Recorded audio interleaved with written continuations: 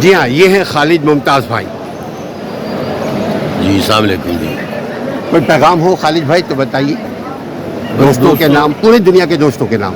اور دوستوں کا نام تو یہ ہے کہ ہم سمجھتے ہیں کہ جس پاکستان ابھی جس وقت سے گزرا ہے اور اس نے ایک فتح بھی حاصل کی ہے، لیکن پیغام ہمیشہ امن کا ہونا چاہیے. جنگوں سے کسی کو فائدہ نہیں ہوتا ہے. اگر ہم ایک جنگ جیتے ہیں ہمیں اس پر بہت خوشی ہے، اور ہمارے پائلٹوں نے، ہمارے فوجی افسروں نے، ہمارے چیف نے بہت اچھے فیصلے کیے ہیں. لیکن بات یہ ہے کہ امن قائم رکھ کے ملک کی ترقی اور خوشحالی پر توجہ دینا انتہائی ضروری ہے. اگر ملک ترقی اور خوشحالی کی طرف گامزن نہیں ہوگا تو فتح بھی ہمارے لیے بیکار ہو جائے گی. اگر یہاں پر انسان بھوکا مرے گا اور اس کے پیٹ میں روٹی نہیں ہوگی تو پھر ان سب چیزوں کو دیکھنے والا کوئی اور نہیں ہوگا. ہم سمجھتے ہیں کہ ہم ایک مضبوط آرمی رکھتے ہیں. ہم سمجھتے ہیں کہ ہم اپنے دفاع میں بہت مضبوط لوگ ہیں. ہم نے یہ ثابت کیا ہے اس دفعہ کہ ہماری ایئر فورس نے بہت چابک دستی کے ساتھ مقابلہ کیا ہے. لیکن ان سب چیزوں کے ساتھ ساتھ ہمیں اپنے یہاں کے غریب عوام کا سوچنا چاہیے، ان کی خوشحالی کا سوچنا چاہیے اور توجہ کرنی چاہیے کہ ملک خوشحال ہو. ہاں مجھے پتہ لیکن چلا. خالد بھائی ایک بات اور دیکھیے، یورپ جو ہے آپس میں دشمنی کی انتہا تک پہنچے ہوئے تھے. آج شیر و شکر ہیں. یونین کونسل اپنی انہوں نے ایک یونین بنا لی ہے.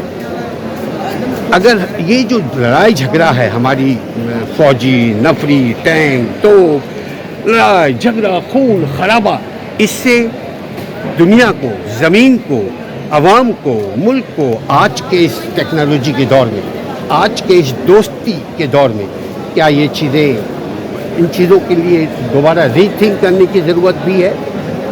دیکھیے، اگر آپ کسی بھی لڑائی پر غور کریں تو کبھی بھی پاکستان نے پہل نہیں کی ہے. ہمیشہ انڈیا نے ہٹ درمی کا مظاہرہ کیا ہے.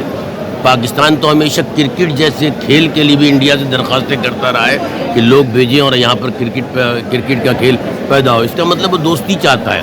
وہ ابھی بھی جو کچھ جو واقعہ ہوا ہے وہ سب کو معلوم ہے کہ ایک فرضی واقعہ ہے.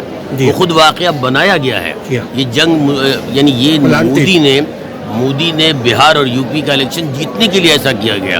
ہماری طرف سے، پاکستان کی طرف سے مثبت سوچ موجود ہے. یہ سوچ انڈیا کو پیدا ہونی چاہیے کیونکہ وہاں بھی غربت ہے، وہاں بھی بدحالی ہے، وہاں کے لوگ بھی بھوکے مر رہے ہیں. ان کو بھی توجہ کرنی چاہیے کہ جنگ کے بجائے یہ دونوں ملک امن پیدا کریں، آپس میں تجارت کریں، آپس میں خوشحالی کا راستہ تلاش کریں اور جنگ کو ہمیشہ کے لیے جو ہے وہ ترک کریں. کیونکہ جنگ سے کسی کو کوئی فائدہ نہیں ہوتا. بلکہ ایٹمی جو بات دونوں بڑے زور سے چلاتے ہیں ٹی وی پروگراموں میں کہ ہمارے پاس ایٹمی طاقت ہے اور آپ سمجھتے ہیں کہ ایٹمی طاقت سے کتنا بڑا نقصان ہوگا. اگر کسی نے بھی اپنی ایٹمی طاقت کو استعمال کیا تو پاکستان اور انڈیا اندھیرے میں ڈوب جائے گا.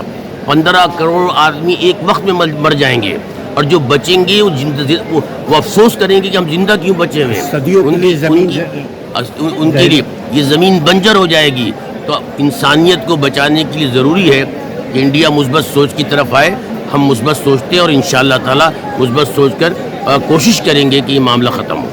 میں سمجھتا ہوں کہ جب تک ہم طاقتور نہیں ہوں گے اور ہمارے جو آج کا دشمن ہے، نہیں پتہ کل کے دوست بن جائے، جو آج کا دشمن ہے انڈیا ظاہری طور پر، جب تک ہم طاقتور اپنے آپ کو طاقتور نہ منوا لیں تب تک کوئی ہم سے دوستی کرنے کے لیے ہاتھ نہیں بڑھا سکتا. کیونکہ ضروری ہے کہ انہی کی لوگ بات سنتے ہیں جو خود طاقت رکھتے ہیں. نہیں تو اگر یہ فارمولہ مان بھی لیا جائے تو ابھی پاکستان نے اپنے آپ کو طاقتور ثابت کر کے دکھایا ہے. اس جنگ کے اندر پاکستان نے ثابت کیا ہے کہ جن طیاروں پہ رافیل پہ آپ بھروسہ کر رہے تھے ان کو اڑنے سے پہلے مار گرایا گیا ہے. جن کو آپ سمجھ رہے تھے کہ جنگ بہت آسان ہے اور اب مثالیں دیتے تھے کہ ہم اتنی بڑی آبادی اور اتنی بڑی فوج ہے، پاکستان اس کا مقابلہ نہیں کر سکے گی. لیکن جلد اندازہ ہو گیا انڈیا کو کہ بہت بڑا نقصان ہو سکتا ہے. اس لیے اس نے امریکہ کی بات مان کر جنگ کو روکا ہے. میں سمجھتا ہوں کہ دونوں ہی کو اس بات پر جو ہے وہ سوچنے کی ضرورت ہے. لیکن میں کہتا ہوں کہ ہماری سوچ پہلے سے مثبت موجود ہے. انڈیا کو غور کرنے کی ضرورت ہے اور توقع ہے کہ انڈیا اب سوچے گا کیونکہ بہرحال ہم ایک ایٹمی طاقت ہیں اور ایٹمی طاقت کا استعمال دونوں ملک کے لیے جو ہے وہ تباہی کا ذریعہ بنے گا. دونوں پاورز کو یہ بھی دیکھنے کی ضرورت ہے کہ میرے عوام بھی خوشحال رہیں, میرے جتنے بھی ریاست کے جتنے ادارے ہیں وہ بھی مضبوط ہو, عوام کا اعتماد ریاستی اداروں پر ہو, عدالتوں پر ہو اور دیگر سیکورٹی اداروں پر ہو, پولیس پر ہو, KMC پہ ہو, بجلی پہ ہو, ہر ایک چیز پہ ہو. چونکہ جب عوام خوشحال ہوں گی تو ریاست خوشحال ہوگی.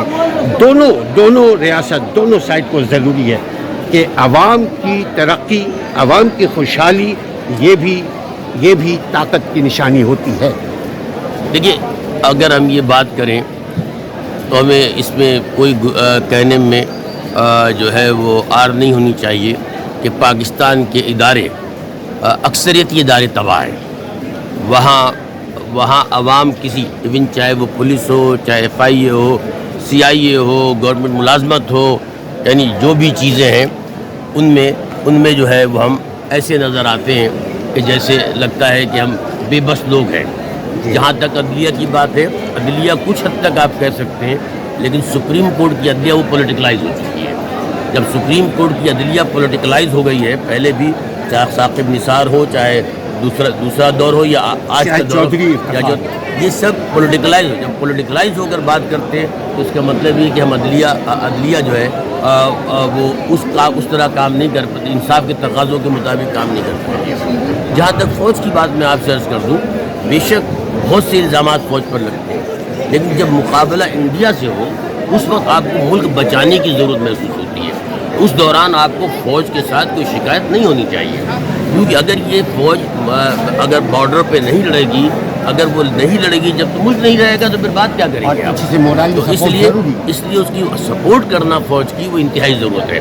ہاں جب حالات نارمل ہو جائیں گے تو جو ہماری شکایت ہوگی اور بالکل بجا کریں گے, کیوں نہیں کریں گے. ہمارے اپنے فوجی ہیں, اسی پاکستان کے لوگ ہیں, اسی پاکستان کے سپوت ہیں, ان سے بھی جو بات کرنی ہوگی انشاءاللہ ان سے کہیں گے, اور کوشش کریں گے کہ جو ایک سیاسی ادارہ ہے جس میں سب سے زیادہ مداخلت سمجھی جاتی ہے, میں سمجھتا ہوں کہ وقت کے ساتھ ساتھ اس میں بھی کمی آئے گی, کیونکہ ہر ادارے کو اپنے طور پر آزاد ہو کر کام کرنے کی ضرورت ہے.